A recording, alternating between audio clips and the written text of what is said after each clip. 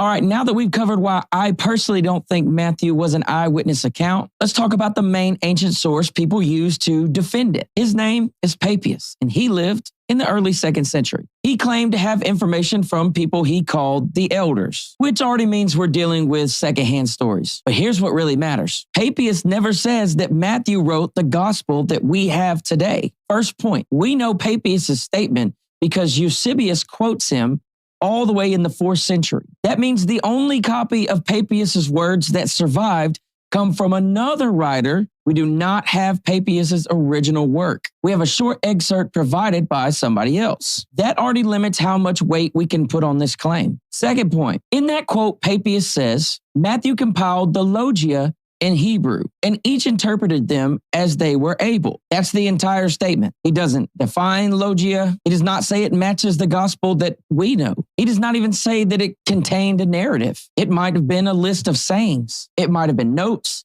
The statement is vague. Third point, the Gospel of Matthew that we have now was written in elite Greek, Koine Greek, and it's very polished. And it copies large sections of Mark word for word. Mark also being written in Greek. None of that makes sense if the original source for Matthew is in Hebrew. Translating from Hebrew to Greek does not produce long blocks of Greek text like in Mark, proving our Gospels that we have now are not a Hebrew translation. They were written in Greek. All our evidence points to it being an original Greek composition. Fourth point, Papias said each interpreted them as was able, which sounds like people were interpreting the document Papias is speaking about in several different ways. That suggests that whatever Matthew supposedly wrote down was not a fixed book, but loose sayings that different communities were handling different. That doesn't seem to describe the Gospel of Matthew that we have. Our gospel is a structured narrative,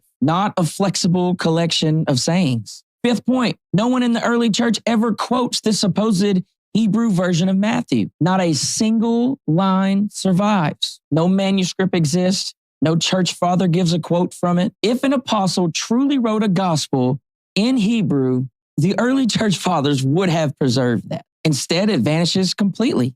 The only trace is Papias' vague statement about it. Sixth point, Papias also accepted some views and beliefs that other Christians were not always on board with. He tells the story of when Judas swells up and basically explodes. Eusebius himself, that quotes Papias, said that he was small of mind and did not understand things deeply. So if Papias is the foundation for Matthew being the author, seems like that foundation is kind of weak.